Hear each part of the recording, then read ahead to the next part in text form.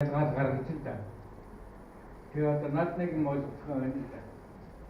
Хангалттай анхны одоо найруулга энэ бусад гурван найруулга ялангуяа энэ хоёрын найруулгын гэхдээ хангалттай одоо чи муу найруулга хийчихлээ гэдэг юм уу? Эсвэл хангалттай найруулга энэ усууд сайн болгочлаа гэж хэлэх гэдэг юм уу? Чиний дүнлэг чинь гарахгүй байна.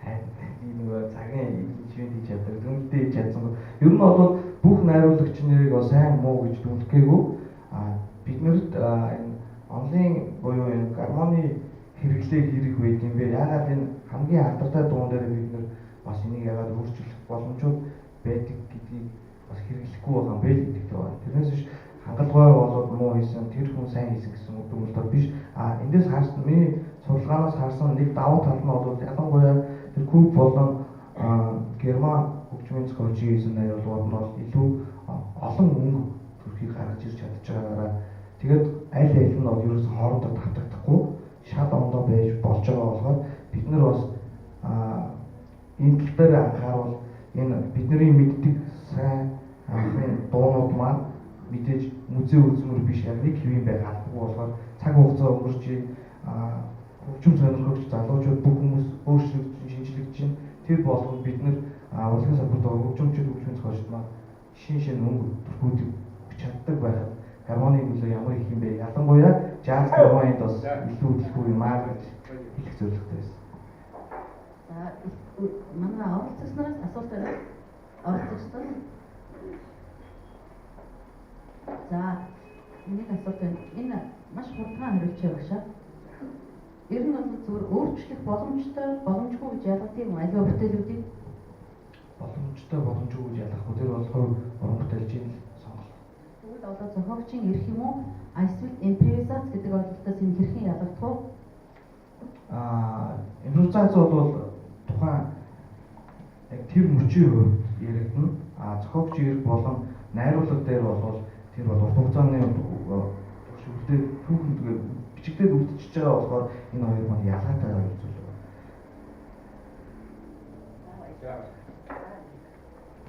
Баярлалаа. Нэг зүйл шиг байна.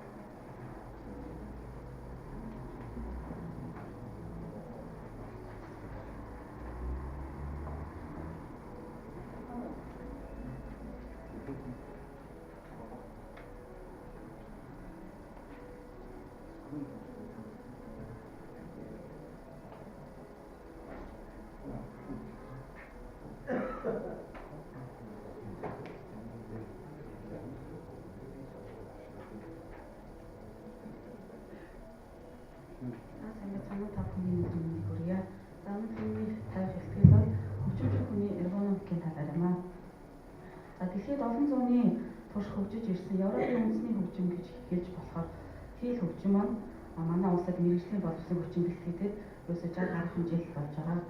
Бидний зорилго дэлхийн хэмжээний чанар чансаатай хөгжимчд төрүүлэн гаргах гэдэг.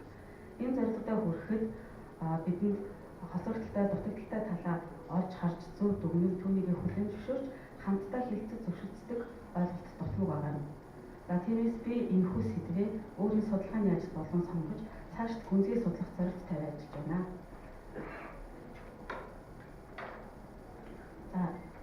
Тэгэхээр эргономик гэдгийг тайлбарлая. Эргономик гэж юу вэ? Энэ нь эрго ажил, номос зүй тогтол судлах гэсэн утгатай ажлын байрыг ажилчин тохируулахыг судалдаг шинжлэх ухаан маань. Хүний ажиллах таатай орчин, бүтээмжийг дээшлүүлэх, эрүүл мэнд, аюулгүй байдлыг бүрдүүлэх зорилготой энэхүү ухаан нь нөгөө талаас аливаа нэг ажлын байранд үүссэн төрөл бүрийн эрсдлийн хүчин зүйлийг судалдаг гэж ойлгож болно.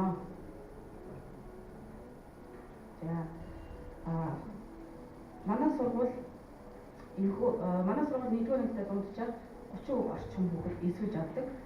Дунд сургуулийн 20 орчим, ахлах сургуулийн 15 орчим, дээд сургуулийн 5 орчим хүүхэд төгсөж байгаа. Ингэхээр 100-ны 90% нь мэрэгчлээ орхин 10% нь үргэлжлүүлэн сурах буюу цааш мэрэгчлэрээ ажиллагаа гэсэн үг. За энэ нь нэг тэнхимийн 20 багшийн 16 жилийн хөдөлмөр өргөн өнгөрч байгааг харуулж байгаа юм байна. За тэгвэл үүний гол шалтгаан юу юм болоо? Магадгүй таагүй орчин буруу амьдралын хэмнэл буюу эргономикгүй явцаас болов уу гэж бас үзэж байна. Мэргэжлийн орхисон шалтгаан эрсдэл хүчин зүйлийг судалж үзвэл дараах 3 хүрээнд ангилж үзэж болохоор байгаамаа. Нэг нь сургалтчаас шалтгаалсан эрсдлийн хүчин зүйлс, сурах орчноос шалтгаалсан эрсдлийн хүчин зүйлс, сургалтын хөтөлбөр заа харах зүгээс шалтгаалсан эрсдлийн хүчин зүйл гэж ангилна. За сургалтчаас шалтгаалсан эрсдлийн хүчин зүйл нэгдүгээр эрүүл мэндийн шалтгаан. За энэ болохоор толгойн эрдэнэ тогтолцооны гэмтэл буюу гинтийн осол бэртэл мөн нүд чих, тарих, мэдрэлийн удмын болон олонл өөрчлөлтүүд орно. За хоёрт нь амьдралын буруу дадал хөвшил буюу жишээ нь буруу хэвдэх, унтахтаа буруу унтдаг. За амьдралын хөвшил нь ямар байхаас шалтгаалсан тухайн хүний сэтгэл санаа, зан төлөвшил, биеийн хөгжил сайн муу нөлөө үзүүлж байдаг. За хамгийн энгийн жишээ нь хүн унтаж амрахтаа төрүүлгээр харах, хажуу байрлах, хэвдэх, өөрт тохирсон орд ирд гэрлийг хэрэглэгээс хавчиг мөр цээж, хүзүү хөшин, нурууны өвчин зэрэг биед гажил үүсч, шүн сайн амарч чадаагүй улмаас ядаргаанд орж стресс үүсч, сэтгэл санааны тогтворгүй байдал ордог. За мөн буруу зогсолт. Сурагчдын гаргадаг бас нэг алдаа бол буруу зогсолт гэдэг. За энэ нь цаанаа амьдралын буруу хөвшил, төрөлхийн осол гэмтэл зэргээс үүдсэн хүний тулгуур эрхтний согогтой холбоотой байж болно. Хэрвээ ийм төрлийн согог өчүүхэн төдий байвал хүний булчингийн ажиллагаанд нөлөөлдөг бөгөөд өсөж томор тусам хүчээр буруу ажиллагаанд дадсан булчингууд чангарч хөшөөн болдог. Нөгөө тэгвэл тулгуур эрхтний согоггүй боловч буруу давталтын нөлөөгөөр мөн булчингуудын ажиллагаа буруу явагдсанаас бие чангарч хатуурдаг байна. За орчноос шалтгаалсан эрсдлийн хүчин зүйл. Үүнд хамгийн түрүүнд анги хамгаалан багш гэр орны байдал хамаарна. Хүүхдийн хичээл хийх, давтах, таатай орчин нөхцөл бүрдээгүй, найз нөхөд, багш, ар гэрийн таагүй уур амьсгал, эсвэл хүний бие цагийн хамгийн идэвхгүй үедээ хичээлэх зэрэгс болж сургалтын чанар муутган бий. За сургалтын хөтөлбөр заа харах зүгийн шалтгаалсан эрсдлийн хүчин зүйл. Хөгжимчин хүний ур чадварт нөлөөлөх хамгийн чухал хүчин зүйлийн нэг бол ялцчгүй гарын барил тавил гэдэг. Ихэвчлэн тэмцээн уралдаанд оролцох тохиолдолд суралцагчийг насанд нь болон потенциал тохироогүй программыг системгүйгээр шахах үед тархинд стресс ирж сэтгэл санаанд нөлөөснөөр өөрийн мэдлгүй барил эвдэрч хурууны яс суух, булчин шүрмэс чангарах, сунах, гарын шуу, мөрний булчингууд хатуурах зэрэг эрхтэн тогтолцооны гажилтууд үүснээр хөгжмийн өнгө дуугаралтай вибрац нь хүчилсэн яхир болох ба хөгжмөж удаан хугацаанд барьж зогсох чадваргүй болоход хүргэдэг. Ингээд энэ дээрх 3 эрсдлээс сууж сургуулиас хасагдсан сурагчид гарч буй шалтгаанаа өөрсдийн нэр хүндийг бодоод эсвэл суурь шалтгаанаа ойлгохгүйс болоод үнэн шалтгаанаа бичиж гаргадаг. Харин бид бодитоор яг ямар шалтгаан байгааг тодруулан эргономиктэй холбоотой төрөл бүрийн эрсдэл гарахгүй байх аргыг эргэлхийлж үүссэн эрсдлийн учир шалтгааныг тодруулж хэрхэн засаж залруулах аргыг судалдаг болох. Тэдгээр хүүхдүүдийг тусгай хөтөлбөрт хамруулан сонгосон мэргэжлээрээ үргэлжлүүлэн сурч амжилттай төгсөлт нь дэмжлэг үзүүлэх шаардлагатай байгаамаа. За тэгвэл үүнийг хэрхэн шийдэх вэ? Шийдвэрлэх арга зам. Юуны өмнө нэгдүгээр сэтгэл зүйч, мэргэжлийн эмч, шинжээч багш нараас бүрдсэн сурагчдад таналт хийж эрсдлийг тодруулан бүрдсэн багаар ажиллаж. За хоёрт нь эрсдэл бүлэгт орсон сурагчдыг тусгай хөтөлбөрт хамруулах. За үүнд бол халамжлагч багш гэж байна.